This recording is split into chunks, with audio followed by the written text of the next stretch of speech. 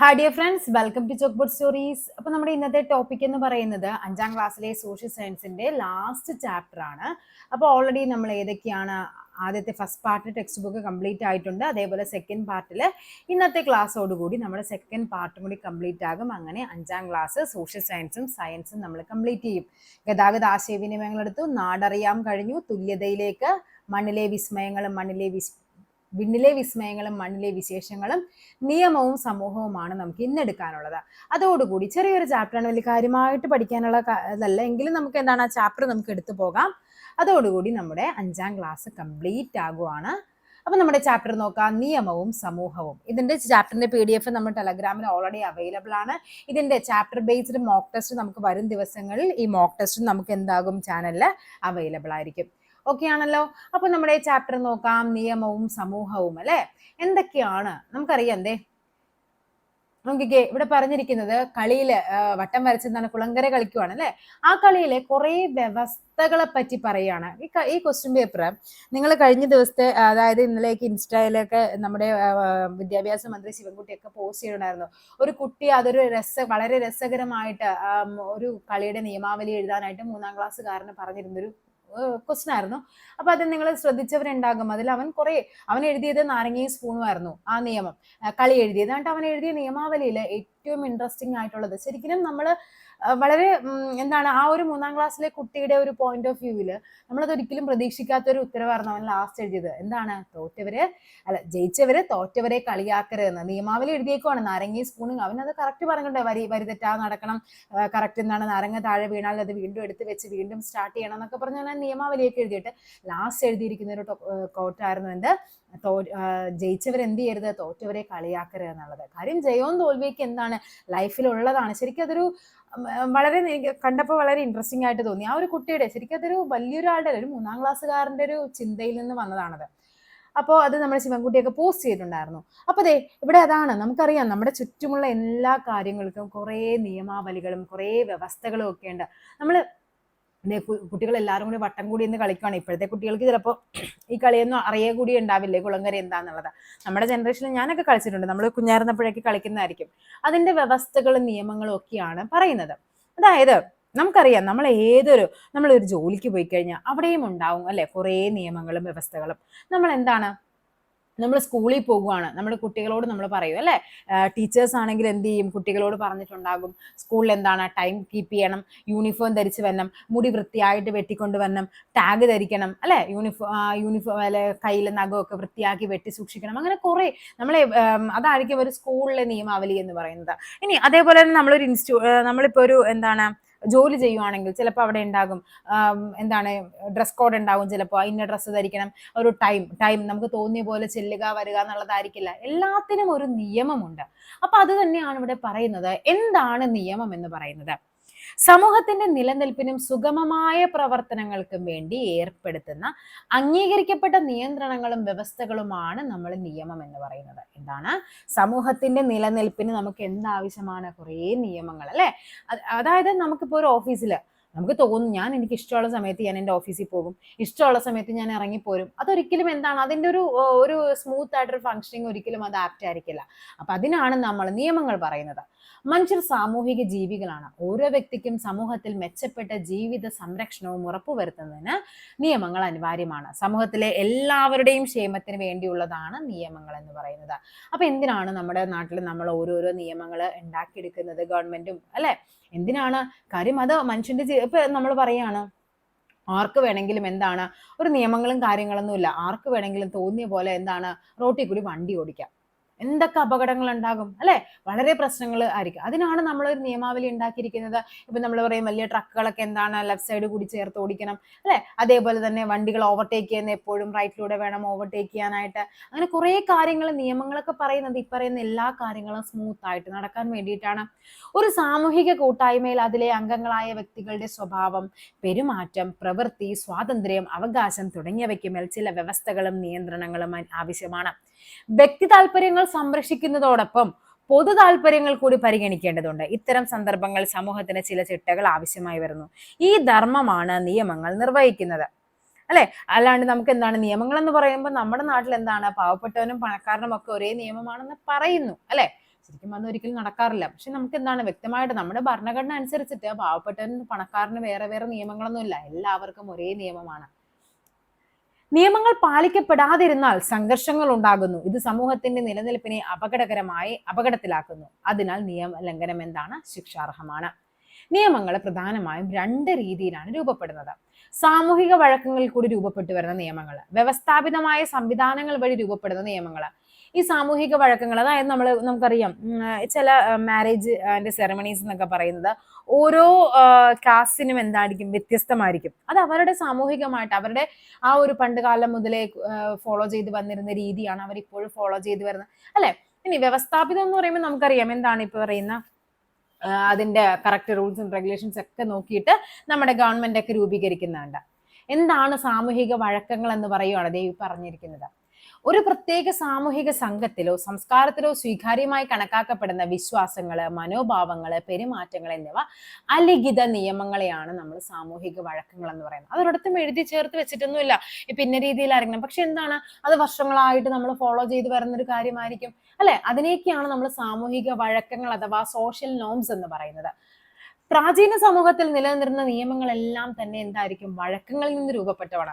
അതൊന്നും എഴുതി ചേർത്ത് വെച്ചിരിക്കുന്നൊന്നുമല്ല, വ്യക്തമായിട്ട്, അല്ലെ? പണ്ട് കാലങ്ങളിൽ ആൾക്കാർ എന്ത് ചെയ്യുന്നുണ്ട്? ഇപ്പൊ ഒരു പണ്ട് കാലങ്ങളിൽ എന്താണ്, ഉയർന്ന ജാതിയിലുള്ള രാജാവ് ഒക്കെ വരുമ്പോഴേക്കും എന്ത് ചെയ്യണം? താഴ്ന്ന ജാതിക്കാർ മുന്നിൽ കൂടി വരാൻ പോലും പാടില്ല, അവർ ഓടി മാറി നിൽക്കണം. അതൊക്കെ എന്താണ്? ഓരോ വഴക്കങ്ങളിൽ നിന്നാണ്. അതൊന്നും ഒരിടത്ത് എഴുതി കുറിച്ച് വെച്ചേക്കണമെന്നല്ല. പിന്നെ അതേപോലെ തന്നെ എന്താണ്, മാറുമറയ്ക്കാനുള്ള അവസരങ്ങൾ നമുക്കറിയാം. പണ്ട് കാലങ്ങളിൽ മാറുമറയ്ക്കാനുള്ള അവസരം താഴ്ന്ന ജാതിയിലെ സ്ത്രീകൾക്ക് ഉണ്ടായിരുന്നില്ല. അതൊക്കെ ഒരിടത്തും ഇതേപോലെ തന്നെ എഴുതപ്പെടുന്നത്. ഇങ്ങനെ അവർ ധരിച്ചുകൂടാന്നൊന്നും ഒരിടത്തും പറഞ്ഞിട്ടില്ല. അത് പണ്ട് കാലങ്ങൾ മുതൽ കുറെ പേര് അത് ഫോളോ ചെയ്ത് വന്നു. അത് തന്നെ അടുത്ത ജനറേഷനിലേക്ക് എന്ത് ചെയ്യുന്നുണ്ട്? കൈമാറ്റം ചെയ്ത് വരുന്നുണ്ട്. ഇവ പൊതുവെ കൃത്യമായി എഴുതപ്പെടാത്തവയായിരുന്നു. സാമൂഹിക വഴക്കങ്ങൾ കൂടെയും ആചാരങ്ങൾ കൂടെയുമായിരുന്നു അവ നടപ്പിലാക്കിയിരുന്നത്. സാമൂഹിക ക്രമങ്ങളുടെ ഭാഗമായി മിക്ക നിയമങ്ങളും പിന്നീട് മാറ്റപ്പെടുകയോ കൃത്യമായി കാലോചിതമായി പരിഷ്കരിക്കപ്പെടുകയോ ചെയ്തിട്ടുണ്ട്. ഇനി നമ്മുടെ ഡെയിലി ലൈഫിൽ നമുക്കറിയാവുന്ന കുറേ നിയമങ്ങളുണ്ട്, അല്ലെ? ഗതാഗത നിയമങ്ങൾ, വിദ്യാഭ്യാസ അവകാശ നിയമങ്ങളുണ്ട്. അതേപോലെ നമുക്ക് എന്ത് പറയാം? ബാലാവകാശ നിയമങ്ങൾ പറയാം, അല്ലെ? പിന്നെ എന്ത് പറയാം? വിവരാവകാശ നിയമങ്ങൾ നമ്മളിപ്പോൾ ഏറ്റവും കൂടുതൽ പറയുന്ന ഒരു കാര്യമല്ലേ വിവരാവകാശ നിയമം, പ്രകൃതി സംരക്ഷണ നിയമങ്ങൾ, അങ്ങനെ കുറേ നിയമങ്ങൾ നമ്മുടെ ചുറ്റുവട്ടിൽ ഇപ്പോൾ ഉണ്ട്. ഈ നിയമങ്ങളൊക്കെ ഇതേപോലെ തന്നെ കുറെ പേര് കൂടി ചേർന്ന് ആലോചിച്ച് അല്ലെങ്കിൽ സാമൂഹികമായിട്ട് കൈമാറ്റം ചെയ്തു വന്നോന്നുമല്ല. ഈ പറയുന്ന പോലെ തന്നെ വ്യക്തമായിട്ട് അതിന്റെ രീതിയിൽ ഒരു രാഷ്ട്രം എങ്ങനെ അതിന്റെ ഭരണഘടനാപരമായിട്ടൊക്കെയാണ് എന്ത് ചെയ്യുന്നത്, ഈ നിയമങ്ങളൊക്കെ രൂപീകരിച്ചിരിക്കുന്നത്. ആധുനിക കാലഘട്ടത്തിൽ ഓരോ ഗവൺമെന്റും നിയമനിർമ്മാണ സഭകൾ വഴിയാണ് രാഷ്ട്രത്തിന് ആവശ്യമായ നിയമങ്ങൾ നിർമ്മിക്കുന്നത്, അല്ലെ? നമ്മൾ തിരഞ്ഞെടുത്ത് കുറെ ആൾക്കാരെ നിയമസഭയിലേക്കൊക്കെ വിട്ടിട്ടുണ്ട്. അവരെല്ലാവരും കൂടിച്ചേർന്ന് ഇന്നൊരു നിയമം നടപ്പിലാക്കണമെന്ന് തീരുമാനിക്കും. അല്ലെങ്കിൽ ഏതെങ്കിലും ഒരു പാർട്ടി തീരുമാനിക്കും ഇന്നൊരു നിയമം വെക്കണം, അതവര് സഭയിൽ അവതരിപ്പിക്കും. ചിലപ്പോൾ എന്താണ്, എതിർ പാർട്ടികൾ അതിനെ റിജക്ട് ചെയ്യും.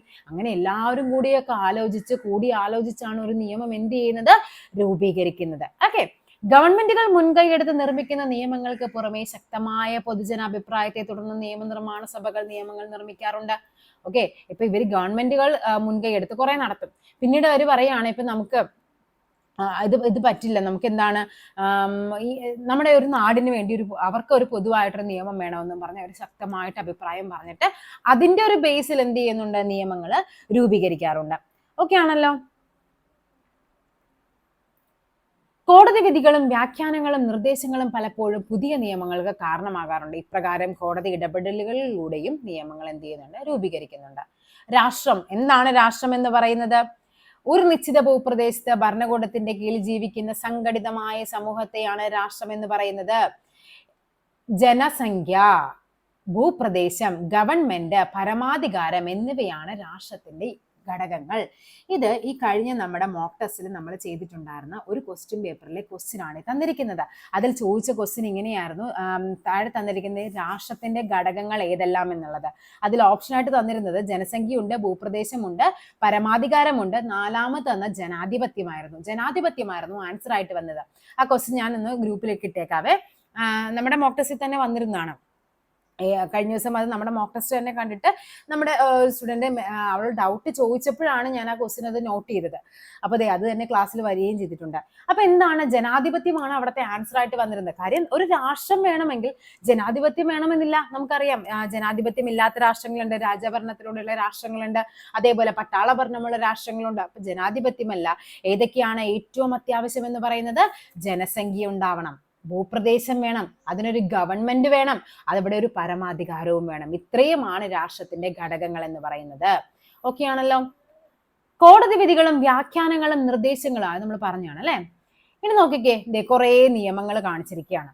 എന്താണ്? സൈക്കിള്, കാൽനട പാർക്കിംഗ് പാടില്ല, ക്രോസ് സ്കൂളുണ്ട് അല്ലെ, സീബ്ര ക്രോസിംഗ്, ഹോൺ അടിക്കാൻ പാടില്ല, സീറ്റ് ബെൽറ്റ് ഇടണം, ഹെൽമെറ്റ് ധരിക്കണം, കുറേ നിയമങ്ങൾ അവർ പറഞ്ഞിട്ടുണ്ട്. അപ്പൊ റോഡ് ഗതാഗതം അല്ലെ, റോഡ് ഗതാഗതവും സുഗമമാക്കാൻ വേണ്ടിയിട്ടുള്ള കുറെ നിയമങ്ങളാണ് ഈ പറഞ്ഞിരിക്കുന്നത്. അതേപോലെ കാൽനട യാത്രക്കാർക്കും കൂടി വേണ്ടിയുള്ളത്. ഇതൊക്കെ നിങ്ങൾ ശരിക്കും ഇതൊക്കെ തന്നിരിക്കുന്നത് നമ്മുടെ എന്താണ്, റോഡിന്റെ വശത്ത് നടപ്പാത ഉണ്ടെങ്കിൽ അതിലൂടെ മാത്രമേ നടക്കാൻ പാടുള്ളൂ. നടപ്പാതകൾ ഇല്ലാത്ത റോഡാണെങ്കിൽ റോഡിന്റെ വലതുവശം ചേർന്ന് വേണം നടക്കാൻ. നമ്മുടെ രാജ്യത്ത് വാഹന ഗതാഗതം റോഡിന്റെ ഇടതുവശത്തു കൂടിയാണ്. റോഡിന്റെ വലതുവശം ചേർന്ന് നടന്നാൽ എതിരെ വരുന്ന വാഹനങ്ങൾ വ്യക്തമായി കാണാൻ സാധിക്കും. ഇടതുവശത്തു കൂടിയാണ് നടക്കുന്നതെങ്കിൽ പിന്നിലൂടെ വരുന്ന വാഹനങ്ങൾ നാം കാണില്ല. ഇത് അപകട സാധ്യത വർദ്ധിപ്പിക്കുന്നു. അതുകൊണ്ട് എന്താണ്, നമ്മൾ എപ്പോഴും റോഡിന്റെ വലതുവശം ചേർന്നായിരിക്കണം നടക്കേണ്ടത്. ഓക്കെ. അപ്പൊ ഇനി നോക്കിക്കേ, അപ്പൊ നമ്മൾ നടക്കേണ്ടത് എവിടെയാണ്? നടപ്പാതകൾ ഇല്ലാത്ത റോഡാണെങ്കിൽ വലതുവശം ചേർന്നായിരിക്കണം നാം നടക്കേണ്ടത്. പിന്നെ എന്താണ്, രണ്ടുപേരിൽ കൂടുതൽ ചേർന്ന് നടക്കരുത്. പിന്നെ എന്താ, ബാക്കിയുള്ള നിങ്ങളൊന്ന് വായിച്ചു നോക്കിയാൽ മതി. ഇത് ഇത്തിരി ഇമ്പോർട്ടന്റ് ആയതുകൊണ്ടാണ് ഞാൻ പെട്ടെന്ന് എടുത്ത് പറഞ്ഞത്. ഓക്കെ. ഇത് ഇമ്പോർട്ടൻ്റ് എന്ന് പറഞ്ഞാൽ നമ്മുടെ PSCയുടെ പോയിന്റ് ഓഫ് വ്യൂവിലല്ല ഞാൻ പറഞ്ഞത്. നമ്മുടെ ഡെയിലി ലൈഫിൽ നമ്മൾ നടക്കേണ്ടത് പലപ്പോഴും അറിയില്ല, ഏത് വശത്തൂടെയാണ് നടക്കേണ്ടതെന്നുള്ളത്. അതായത് നടപ്പാതകൾ ഇല്ലാത്ത റോഡാണെങ്കിൽ എന്ത് ചെയ്യണം? റോഡിന്റെ വലതുവശം ചേർന്ന് മാത്രം നടക്കുക. ഇനി നോക്കിക്കേ, ഇവിടെ വേറൊരു കാര്യം കൂടി പറഞ്ഞിട്ടുണ്ട്. കാൽനട യാത്രക്കായി നിർമ്മിച്ചിരിക്കുന്ന മേൽപ്പാലങ്ങള്, foot over bridge, sky walk, ഭൂഗർഭ പാതകൾ എന്നിവയുണ്ടെങ്കിൽ അവ ഉപയോഗിക്കുക. ഞങ്ങളുടെ ഇവിടെ എല്ലാ ബസ് സ്റ്റോപ്പുകളുടെ അടുത്തായിട്ട് ഈ സാധനം ഉണ്ട്. പക്ഷെ ആരും എന്ത് ചെയ്യില്ല, അതിലൂടെ കയറി നടക്കില്ല. അതിലൂടെ നടക്കുന്നവർ അപൂർവമായിരിക്കും. എല്ലാവരും എന്ത് ചെയ്യും? റോഡ് അങ്ങ് ക്രോസ് ചെയ്യും. റോഡ് അങ്ങ് ക്രോസ് ചെയ്ത് ഇവിടെ മറ്റേ മീഡിയനിൽ തന്നെ ഇവിടെ ഇങ്ങനെ ബ്ലോക്ക് ചെയ്ത് വെച്ചിട്ടുണ്ട്. അതിൻ്റെ ഇടയ്ക്ക് ഒരു കുഞ്ഞു ഗ്യാപ്പ് ഉണ്ട്. അതിൻ്റെ ഇടയിൽ കൂടി ഇങ്ങനെ നൂണ്ടു പോകാൻ നോക്കും. പക്ഷെ ശരിക്കും അങ്ങനെയുള്ള സ്ഥലങ്ങളിൽ അപകടം നടന്നാൽ പോലും നിങ്ങൾ ഓർത്തിരിക്കുക, ഒരു ഒന്നും കിട്ടില്ല. കാര്യം അതിന് വേണ്ടിയിട്ടാണ്, റോഡ് ക്രോസ് ചെയ്യാതിരിക്കാൻ വേണ്ടിയിട്ടാണ് എന്ത് ചെയ്യുന്നത്, ഈ പറയുന്ന മേൽപ്പാലങ്ങൾ കൊടുക്കുന്നത്. അങ്ങനെയുള്ള സ്ഥലങ്ങളിൽ മാക്സിമം എന്ത് ചെയ്യുക, അത് അങ്ങനെ തന്നെ പോവുക. കാര്യം ആ ഒരു മേൽപ്പാലം ഉണ്ടെങ്കിൽ അതേപോലെ ആയിരിക്കും വണ്ടികൾ വരുന്നത്, നല്ല സ്പീഡിൽ തന്നെ ആയിരിക്കും വരുന്നത്. ഓക്കെ. അപ്പൊ നമുക്ക് നെക്സ്റ്റ് നോക്കാം. ഇനി എന്താണ്? നിയമവും സൈബർ ലോകവും. സൈബർ തട്ടിപ്പിനെ പറ്റിയൊക്കെയാണ് നമുക്കിനി പറയാനുള്ളത്. ഉണ്ടോ? ഇപ്പൊ ഏറ്റവും കൂടുതൽ നടക്കുന്നത് എങ്ങനെയാണ് തട്ടിപ്പുകൾ നടക്കുന്നത്? ഏറ്റവും വലിയ കാര്യമാണ് ഈ പറയുന്ന സൈബർ തട്ടിപ്പുകൾ, ഓൺലൈൻ ഇടപാടുകൾ. അതേപോലെ തന്നെ എന്താണ്, ഓൺലൈൻ നമ്മൾ എന്തെങ്കിലും ഡ്രസ്സൊക്കെ മേടിക്കുന്നതും ഒക്കെ ചിലപ്പോൾ അങ്ങ് കൊടുക്കും, കാശ് കൊടുക്കും, പിന്നെ സാധനം നല്ല ചിലപ്പോൾ അങ്ങനെ ഒരു ഐഡി പോലും പിന്നെ ഉണ്ടാവില്ല. അപ്പൊ നോക്കാം, വിവര സാങ്കേതിക വിദ്യാ നിയമം 2000 നമുക്ക് പഠിക്കേണ്ട ടോപ്പിക്കാണ് അല്ലെ, വിവര സാങ്കേതിക വിദ്യാ നിയമം എന്ന് പറയുന്നത്. വിവര സാങ്കേതിക വിദ്യ ഉപയോഗിച്ചുള്ള ഇടപാടുകൾക്ക് നിയമപരമായ അംഗീകാരവും സുരക്ഷിതത്വവും ഉറപ്പുവരുത്തുന്നതിനായി നിലവിൽ വന്ന നിയമങ്ങളിൽ ഒന്നാണ് സൈബർ കുറ്റകൃത്യങ്ങളിൽ ഉൾപ്പെടുന്നവർക്ക് കർശനമായ ശിക്ഷയാണ് ഈ നിയമത്തിൽ വ്യവസ്ഥ ചെയ്യുന്നത്. വിവര സാങ്കേതിക വിദ്യാ നിയമം 2000. സൈബർ കുറ്റകൃത്യങ്ങളൊക്കെ ഏത് അധികാരത്തിലാണ് വരുന്നത്? നമുക്കറിയാം. എന്താണ്? Union list, state list, concurrent list എന്ന് 3 ക്ലാസിഫൈ ചെയ്തിട്ടുണ്ട്. അതിലൊന്നിലുമല്ല. അത് ഏതാണ്? റെസിഡ്യുവൽ പവേഴ്സ് എന്ന് പറയും. എന്താണ്? അവശിഷ്ടാധികാരത്തിലാണ് ഈ പറയുന്ന സൈബർ നിയമങ്ങൾ വരുന്നത്. ഇന്റർനെറ്റ്, ഗെയിമുകൾ, മൊബൈൽ ആപ്പുകൾ, ഓൺലൈൻ സേവനങ്ങൾ എന്നിവ ധാരാളം തട്ടിപ്പുകൾ നടക്കുന്നുണ്ട്. ഇത്തരം സാഹചര്യങ്ങളിൽ നിന്ന് സംരക്ഷണം ലഭിക്കുന്നതിന് വേണ്ടി ആവിഷ്കരിച്ച നിയമമാണ് വിവര സാങ്കേതിക വിദ്യാ നിയമം 2000. ഓക്കെ ആണല്ലോ. ഇനി ഇവിടെ നിങ്ങൾക്ക് അറിയേണ്ട മറ്റൊരു ടോപ്പിക് എന്ന് പറയുന്നത് ഈ പറയുന്ന 2000 അല്ലെ, വിവര സാങ്കേതിക വിദ്യ IT ആക്ട് വന്നിരിക്കുന്നത് 2000 ആണ്. നിങ്ങൾ ആലോചിച്ച് നോക്കിയാൽ ഈ സമയത്തൊക്കെയാണ്, ഒരു 95 ആ ഒരു ടൈമൊക്കെ ആയപ്പോഴാണ് എന്ത് ചെയ്യുന്നത്, ഈ പറയുന്ന കമ്പ്യൂട്ടറും ഫോണൊക്കെ കുറച്ചും കൂടി വ്യാപകമാകാൻ തുടങ്ങിയത് അല്ലെ. അപ്പൊ എന്ത് ചെയ്യും, അത് വ്യാപകമായി വന്ന് 2000 ഒക്കെ എത്തിയപ്പോഴേക്കും അതിന്റെ വ്യാപകമായി അതിന്റെ പ്രശ്നങ്ങളൊക്കെ തുടങ്ങി. അപ്പോഴാണ് എന്ത് ചെയ്യുന്നത്, അതിനെതിരെയായിട്ട് ഒരു നിയമം. കാര്യം അപ്പോൾ നമ്മുടെ ഒരു സിറ്റുവേഷൻ നമുക്ക് വന്നു, നമ്മുടെ മുന്നിലേക്ക് വന്നു, ഇങ്ങനെ ഒരു പ്രശ്നം വരുന്നുണ്ട്. അതല്ലാണ്ട് നമ്മുടെ ഭരണഘടന എഴുതി തയ്യാറാക്കിയപ്പോൾ ഈ കാര്യങ്ങളൊന്നും ഉണ്ടായിരുന്നില്ല. നമ്മുടെ ആവശ്യങ്ങളാണ് മനുഷ്യനെ എന്ത് ചെയ്യുന്നത്, നമ്മൾ പറഞ്ഞില്ലേ, ആവശ്യങ്ങളാണ് മനുഷ്യനെ ഓരോന്നിലേക്ക് നയിക്കുന്നത്. അതേപോലെ തന്നെ ഇങ്ങനൊരു പ്രശ്നം വന്നപ്പോഴാണ് ഇങ്ങനൊരു നിയമം വേണമെന്ന് നമ്മുടെ ഗവൺമെന്റിനും ഒക്കെ മനസ്സിലാവാനായിട്ട് തുടങ്ങിയത്. ഇനി എന്താന്ന് നോക്കിക്കേ, ഈ IT ആക്ടിനെ പറ്റി നമുക്ക് കുറച്ച് പഠിക്കാനുണ്ട് കേട്ടോ. 67A എന്നൊക്കെ പറഞ്ഞ് നമുക്ക് പഠിക്കാനുണ്ട്. 67A എന്താണ്? ഈ പറയുന്ന അശ്ലീല ചിത്രങ്ങളെയൊക്കെ പറ്റി വരുന്നില്ലേ, അത് 67 ആണ്. 67B എന്ന് പറയുന്നത് കുട്ടികളുടെ ഈ ന്യൂഡ് ഫോട്ടോസ് ഒക്കെ വരുന്നതിനെ പറ്റിയാണ് ഈ 67A പറയുന്നത്. IT ആക്ട് നമുക്ക് വ്യക്തമായിട്ട് പഠിക്കാനുണ്ട്. 3 മാർക്കിനാണ് കമ്പ്യൂട്ടറിൽ നിന്ന് ചോദിക്കുന്നത് പരീക്ഷയ്ക്ക് നമുക്ക്. അതിൽ 1 മാർക്ക് എപ്പോഴും ഈ IT ആക്ടുമായിട്ട് ബന്ധപ്പെട്ടതായിരിക്കും. ഇനി വിവരാവകാശ നിയമം അത് നോക്കിക്കേ. 2005 എന്ത് പറയുന്നത്? പൊതുജനങ്ങൾക്ക് വിവരങ്ങൾ അറിയാനുള്ള അവകാശമാണ് നമ്മുടെ വിവരാവകാശ നിയമം. പിന്നെ നമുക്ക് എന്തൊക്കെ പറയാനായിട്ട് പറ്റും? സേവനാവകാശ നിയമം 2012 സേവനാവകാശം. അതായത് എന്താണ്? നമ്മുടെ പൗരന്മാരുടെ സേവനം എന്താണ്? ആ ഒരു അവകാശത്തെ പറ്റിയാണ് പറയുന്നത്. പിന്നെ എന്താണ്? ബാലവേല നിരോധന നിയമം, കുട്ടികളെ കൊണ്ട് പണിയെടുപ്പിക്കാൻ വേണ്ടി പാടില്ല എന്ന് പറയത്തില്ലേ, ആ നിയമം. ഇനി നോക്കിക്കേ, കുട്ടികളും അവകാശങ്ങളും എന്തൊക്കെയാണ്? ബാലവേല നിരോധന നിയമം, ബാലനീതി നിയമം, കണ്ട കുറെ നിയമങ്ങളെ പറ്റി. വിദ്യാഭ്യാസ അവകാശ നിയമം, ശൈശവ വിവാഹ നിരോധന നിയമം, അങ്ങനെ കുറച്ച് നിയമങ്ങളെ പറ്റിയാണ് ഇവിടെ പറയുന്നത്. നോക്കിക്കേ, എന്താണ് ബാലവേല നിരോധനം എന്ന് പറയുന്നത്? കുട്ടികളുടെ അവകാശങ്ങൾ സംരക്ഷിക്കുന്നതിന് വേണ്ടി നമ്മൾ ദേശീയ തലത്തിലെ നിയമങ്ങളെല്ലാം നമ്മൾ എന്ത് ചെയ്തിട്ടുണ്ട്? 9ാം ക്ലാസ്സിലെ ചാപ്റ്ററിൽ, ഏത് ചാപ്റ്ററാണ്? ജനാധിപത്യം സ്ഥാപനങ്ങളിലൂടെ എന്ന ചാപ്റ്ററിൽ നമ്മൾ ഈ നിയമങ്ങളൊക്കെ പഠിച്ചിട്ടുണ്ട്. 9ാം ക്ലാസ്സിൽ ഓൾറെഡി നമ്മൾ ക്ലാസ്സും കഴിഞ്ഞു, മോക്ക് ടെസ്റ്റും കഴിഞ്ഞതാണ്. അപ്പൊ നിങ്ങൾക്കറിയാമല്ലോ ബാലാവകാശ കമ്മീഷനെ പറ്റിയൊക്കെ. നിരോധന നിയമമുണ്ട്. പിന്നെ എന്താണ്? അതായത് കുട്ടികളുടെ അവകാശങ്ങൾ, അതായത് കുട്ടികളെ കൊണ്ട് നമ്മൾ ജോലി ചെയ്യിപ്പിക്കാൻ പാടില്ല എന്നുള്ളത്.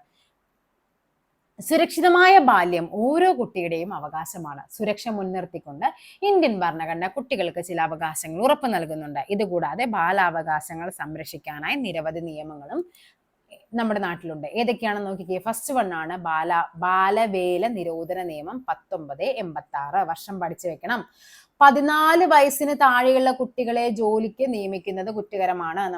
നോർമലി നമ്മൾ പോക്സോ ആക്ട് ഒക്കെ വെച്ച് 18 വയസ്സിന് താഴെയാണ് പറയുന്നത് കുട്ടിയെന്ന്. പക്ഷെ ബാലവേല നിരോധനം 14 വയസ്സാണ്. അത് ഇമ്പോർട്ടന്റ് ആണ്. ഒരു വട്ടം പരീക്ഷയ്ക്ക് ചോദിച്ചത് ബാലവേല നിരോധന പ്രകാരം കുട്ടി എന്ന് ഉദ്ദേശിക്കുന്നത് ആരെയാണെന്ന് ചോദിച്ചിട്ടുണ്ടായിരുന്നു. 14, 16, 18, 21 എന്നൊക്കെ പറഞ്ഞു തന്നു. അത് ഏതാണ്? 14 ആണ്. ഇനി വിദ്യാഭ്യാസ അവകാശ നിയമം 2019 എന്താണ്? 2019 2009 6 മുതൽ 14 വയസ്സ് വരെയുള്ള കുട്ടികൾക്ക് സൗജന്യവും നിർബന്ധിതവുമായ പ്രാഥമിക വിദ്യാഭ്യാസം നൽകണം. ബാലാവകാശ സംരക്ഷണ നിയമം എന്താണ്? കുട്ടികളുടെ അവകാശങ്ങൾ സംരക്ഷിക്കാൻ വേണ്ടി ദേശീയ തലത്തിൽ ദേശീയ ബാലാവകാശ സംരക്ഷണ കമ്മീഷനും സംസ്ഥാന തലത്തിൽ സംസ്ഥാന ബാലാവകാശ സംരക്ഷണ കമ്മീഷനും പ്രവർത്തിക്കുന്നുണ്ട്. ഓക്കെ ആണല്ലോ. ഇനി ബാലനീതി നിയമം 2015 സുരക്ഷിത ബാല്യം ഉറപ്പുവരുത്തുന്നതിനായി 2015 നിലവിൽ വന്ന നിയമമാണ് ബാലനീതി നിയമം. കുട്ടികളെ ഉപദ്രവിക്കുക, അവഗണിക്കുക, ഭിക്ഷാടനത്തിന് ഉപയോഗിക്കുക, അടിമവേല ചെയ്യിക്കുക, ലഹരി വസ്തുക്കൾ നൽകുക, അതിന്റെ വിൽപ്പനക്കായി കുട്ടികളെ ഉപയോഗിക്കുക തുടങ്ങിയവ ഈ നിയമത്തിനനുസരിച്ച് ശിക്ഷാർഹമാണ്. ഈ പോയിന്റ് ഒന്ന് പഠിച്ചു വെച്ചേക്കണേ. ഇത്തരം അവകാശ ലംഘനങ്ങൾ ഉണ്ടായാൽ സംസ്ഥാന ബാലാവകാശ സംരക്ഷണ കമ്മീഷനെ നമുക്ക് സമീപിക്കാവുന്നതാണ്. ഇനി ഇമ്പോർട്ടന്റ് ആണ്, പഠിച്ചു വെക്കുക. നവംബർ 20 എന്താണ് നവംബർ 20? ലോക ബാലാവകാശ സംരക്ഷണ ദിനമാണ് നവംബർ 20. നവംബർ 14 ശിശുദിനം. അതിനുശേഷം കുറച്ച് ദിവസം കഴിഞ്ഞപ്പോൾ മനസ്സിലായി ഇത് മാത്രം പോലെ അവരെ എന്ത് ചെയ്യണം? നമ്മൾ സംരക്ഷിക്കുകയും കൂടി വേണം. അങ്ങനെയാണ് നവംബർ 20 കോഡ് പോലെ പറഞ്ഞതാണ് കേട്ടോ. നവംബർ 20 എന്താക്കിയത്? ലോക ബാലാവകാശ സംരക്ഷണ ദിനം. ജൂൺ 12 ബാലവേല വിരുദ്ധ ദിനം. നവംബർ 20 ലോക ബാലാവകാശ സംരക്ഷണ ദിനം. ചൈൽഡ് ഹെൽപ്പ് ലൈൻ നമ്പർ ഏതാണ്? 1098. പരീക്ഷയ്ക്ക് ചോദിച്ചിട്ടുണ്ട്. ദിശ help line 1056, child help line 1098 പഠിച്ചു വെക്കുക, ചോദിച്ചിട്ടുണ്ട്.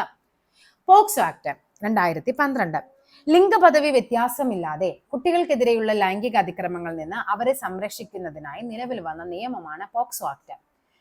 അന്താരാഷ്ട്ര തലത്തിൽ 1989 നിലവിൽ വന്ന കുട്ടികളുടെ അവകാശ ഉടമ്പടിയെ അംഗീകരിച്ചുകൊണ്ടാണ് ഇന്ത്യ ഗവൺമെന്റ് ഈ നിയമം നടപ്പിലാക്കിയിട്ടുള്ളത്. ഈ പോക്സോ ആക്ടിന്റെ കംപ്ലീറ്റ് ഒരു മോക്ക് ടെസ്റ്റ് ചെയ്തിട്ടുണ്ട്. ഒന്ന് കയറി കണ്ടു കഴിഞ്ഞാൽ നിങ്ങൾക്ക് ഇത്തിരി കൂടി യൂസ്ഫുൾ ആയിരിക്കും. കാരണം നമുക്ക് സുപ്രധാന നിയമങ്ങളിൽ ഈ പോക്സോ ആക്ട് പഠിക്കാനുണ്ട്. നെക്സ്റ്റ് പറയുന്നത് നിയമവാഴ്ചയെ പറ്റിയാണ്. നോക്കിക്കേ, എന്താണ് നിയമവാഴ്ച എന്ന് പറയുന്നത്? വ്യത്യസ്തങ്ങളായ നിയമങ്ങൾ നമ്മൾ പരിചയപ്പെട്ടല്ലേ. ഈ നിയമങ്ങൾക്ക് വിധേയപ്പെട്ടുകൊണ്ടാണ് നമ്മുടെ സാമൂഹിക ജീവിതം സുഗമമായി മുന്നോട്ട് പോകുന്നത്. നിയമത്തിന് മുന്നിൽ എല്ലാ പൗരന്മാരും തുല്യരാണ്. നിയമം ഉറപ്പാക്കുന്ന തുല്യ സംരക്ഷണം അനുഭവിച്ച അവയ്ക്ക് വിധേയപ്പെട്ട് ജീവിക്കുന്ന സാഹചര്യമാണ് നിയമവാഴ്ച എന്ന് ഉദ്ദേശിക്കുന്നത്. ഇനി തർക്കപരിഹാര സംവിധാനങ്ങളാണ്. എന്തൊക്കെയാണെന്ന് നോക്കിക്കേ. നമുക്കറിയാം, നമ്മൾ ഈ നിയമങ്ങൾ ലംഘിക്കുമ്പോൾ പലതരത്തിലുള്ള തർക്കങ്ങൾ ഉണ്ടാകും. അതിന് നമ്മൾ ആയിരിക്കും സമീപിക്കുന്നത്? ആദ്യം തന്നെ നമ്മൾ ആരായിരിക്കും? പോലീസ് സ്റ്റേഷനിലായിരിക്കും പോകുന്നത്. പിന്നെ ആരായിരിക്കും? പിന്നെ നമ്മൾ ഏറ്റവും കൂടുതൽ പറയും ലോക്കലായിട്ട് ജനപ്രതിനിധികളെയൊക്കെ സമീപിക്കും അല്ലെ. സമൂഹത്തിൽ തർക്കങ്ങളും കലഹങ്ങളും ഉണ്ടാകുമ്പോൾ നിയമവാഴ്ച ഉറപ്പുവരുത്താനും അവയ്ക്ക് പരിഹാരം കാണാനും ഏതെല്ലാം സംവിധാനങ്ങളെയാണ് നാം സമീപിക്കുന്നത്? തദ്ദേശ സ്വയംഭരണ സ്ഥാപന ജാഗ്രതാ സമിതികള്, പിന്നെ എന്താണ്, പോലീസ് സ്റ്റേഷൻ, ജനപ്രതിനിധികൾ, ഇതെല്ലാം അതിൽ വരും. ക്രമസമാധാന പാലനമാണ് പോലീസിന്റെ ചുമതല. തർക്കങ്ങൾ പരിഹരിക്കുന്നതിനും ശിക്ഷ വിധിക്കുന്നതിനുള്ള അധികാരം കോടതികൾക്കാണ്. ക്രമസമാധാന പാലനം ഇപ്പോഴത്തെ പോലീസുകാരുടെ ഓരോ ഡെയിലിയുള്ള ന്യൂസുകൾ കേൾക്കുമ്പോൾ നമുക്ക് മനസ്സിലാകും പോലീസുകാരന്റെ അല്ലെ പണ്ടത്തെ ആ ഒരു നമ്മൾ പണ്ട് കാലങ്ങളിലെ സിനിമകളിലൊക്കെ കണ്ടിരിക്കുന്ന ഇന്ത്യൻ പോലീസിലേക്ക് ഇപ്പോഴത്തെ പോലീസ് ചിലപ്പോൾ പണ്ടും അങ്ങനെ തന്നെ ആയിരിക്കാം, അതിങ്ങനെ കാലങ്ങളായിട്ട് തുടർന്നുകൊണ്ട് ഇരിക്കുന്നതായിരിക്കാം. പക്ഷെ അത് പുറംലോകം അറിയുന്നത് ആ ഒരു CCTV വിഷ്വൽസ് വന്നതോടുകൂടിയാണ്. ഓക്കെ, നെക്സ്റ്റ് നോക്കാം. സുപ്രീം കോടതി എന്താണ്? ഇന്ത്യയുടെ പരമോന്നത കോടതിയാണ് സുപ്രീം കോടതി. ഇമ്പോർട്ടന്റ് ആണ്, പഠിച്ചു വെക്കുക. ഇന്ത്യയുടെ പരമോന്നത കോടതി സുപ്രീം കോടതി. ഹെഡ്ക്വാർട്ടേഴ്സ് എവിടെയാണ്? ന്യൂഡൽഹിയാണ്. സംസ്ഥാന ഏറ്റവും ഉയർന്ന കോടതിയാണ് ഹൈക്കോടതി. എറണാകുളത്താണ് കേരള ഹൈക്കോടതി സ്ഥിതി ചെയ്യുന്നത്. ഓക്കെ, ഇതിന്റെ അടുത്താണ് നമ്മുടെ ഏത് മംഗളവനം പക്ഷി സങ്കേതം ഒക്കെ ഇതിന്റെ അടുത്താണ്. ഓക്കെ, നെക്സ്റ്റ് നോക്കാം. സുപ്രീം കോടതിയും ഹൈക്കോടതികളും കൂടാതെ വിവിധ തരം കോടതികൾ നമ്മുടെ രാജ്യത്തുണ്ട്. അത് ഏതൊക്കെയാണ്? ഫസ്റ്റ് വൺ സുപ്രീം കോടതി, അതിന്റെ താഴെയാണ് ഹൈക്കോടതികൾ വരുന്നത്. അതിന്റെ താഴെ ഓരോ ജില്ലകളിലും ജില്ലാ കോടതികളും, പിന്നെയുള്ളത് ഏതാണ്? കീഴ്ക്കോടതികളുമാണ്. നിയമത്തിന്റെ പരമാധികാരം ഉറപ്പുവരുത്തുക എന്നാണ് എന്താ നമ്മുടെ കോടതികളുടെ മുഖ്യ ചുമതല. നിയമങ്ങൾ പാലിക്കുന്നത് കൊണ്ടാണ് നമുക്ക് സാമൂഹിക ജീവിതം സാധ്യമാക്കുന്നത്. ഇത് തിരിച്ചറിഞ്ഞ് പ്രവർത്തിക്കേണ്ടത് നാം ഓരോരുത്തരുടെയും കടമയാണ് അല്ലെ. നിയമങ്ങൾ ഉള്ളത് നമുക്ക് എന്തിനാണ്? പാലിക്കാനാണ്. അല്ലാണ്ട് നിയമങ്ങൾ തെറ്റിച്ചിട്ട് ഇപ്പൊ ഹെൽമെറ്റ് ധരിക്കുക എന്ന് പറയുന്നത് നമുക്ക് വേണ്ടി മാത്രം അല്ലെ. എന്താണ്, റോട്ടിൽ കൂടി പോകുമ്പോൾ ശരിക്കും അത് എന്തിനു വേണ്ടിയിട്ടാണ് പോലീസുകാരാണെങ്കിലും പറയുന്നത്? അത് ശരിക്കും നമ്മുടെ തലയുടെ സംരക്ഷണത്തിനാണ്. നമ്മുടെ റോഡുകൾ എന്ന് പറയുന്നത് അത്ര മോശമാണ്. റോഡ് നന്നാക്കിയിട്ട് ഞങ്ങൾ ഹെൽമെറ്റ് വെക്കാന്ന് പറഞ്ഞു കഴിഞ്ഞാൽ എന്ത് സംഭവിക്കും? റോഡ് അവർ നന്നാക്കിയതില്ല, ഒരു അപകടം പറ്റിയാൽ നമ്മുടെ തല പോവുകയും ചെയ്യും. അപ്പൊ എന്ത് ചെയ്യുക? മാക്സിമം പുറത്തൊക്കെ പോകുമ്പോൾ ഹെൽമെറ്റ് ധരിക്കുക, സീറ്റ് ബെൽറ്റ് ധരിക്കുക. ഇതൊക്കെ നിയമങ്ങൾ നമുക്ക് പാലിക്കപ്പെടാനുള്ള നിയമങ്ങളാണ്, നമ്മൾ പാലിക്കേണ്ട നിയമങ്ങളാണ്. അതൊക്കെ എന്ത് ചെയ്യുക? അത് നമ്മുടെ ജീവനും കൂടിയുള്ള സംരക്ഷണത്തിന് വേണ്ടിയിട്ടാണ്. അപ്പോൾ നമ്മുടെ 5ാം ക്ലാസ്സിലെ സോഷ്യൽ സയൻസ് ഇതോടുകൂടി തീരുകയാണ്. നെക്സ്റ്റ് നമ്മുടെ 6ാം ക്ലാസ്സിൽ ഓൾറെഡി നമ്മളൊരു 3 ചാപ്റ്റർ ചെയ്തിട്ടുണ്ട്. 6ാം ക്ലാസ്സിലെ ബാക്കി ചാപ്റ്റേഴ്സ്, ബാക്കി പാർട്ട് 1 മാത്രമാണ് നമുക്ക് അവൈലബിൾ ആയിട്ടുള്ള ടെക്സ്റ്റ്. പാർട്ട് 2 ടെക്സ്റ്റ് ബുക്ക് കിട്ടിയിട്ടുണ്ടെങ്കിൽ നിങ്ങൾ എന്ത് ചെയ്യുക? ജസ്റ്റ് ഇരിക്കുന്ന ടെലഗ്രാമിൽ പേഴ്സണൽ ആയിട്ടോ അല്ലെങ്കിൽ നമ്മുടെ ടെലഗ്രാം ഗ്രൂപ്പിലോ ഒക്കെ ഒന്ന് ഇടുക. ഞാൻ അന്വേഷിച്ചിട്ട് കിട്ടിയിട്ടില്ല, കാര്യം സെക്കൻഡ് പാർട്ട് വന്നിട്ടില്ലെന്നാണ് എൻ്റെ അറിവ്. അപ്പോൾ നമുക്ക് 6ാം ക്ലാസ്സിലെ ചാപ്റ്ററുമായിട്ട് നമുക്ക് വീണ്ടും കാണാം. താങ്ക്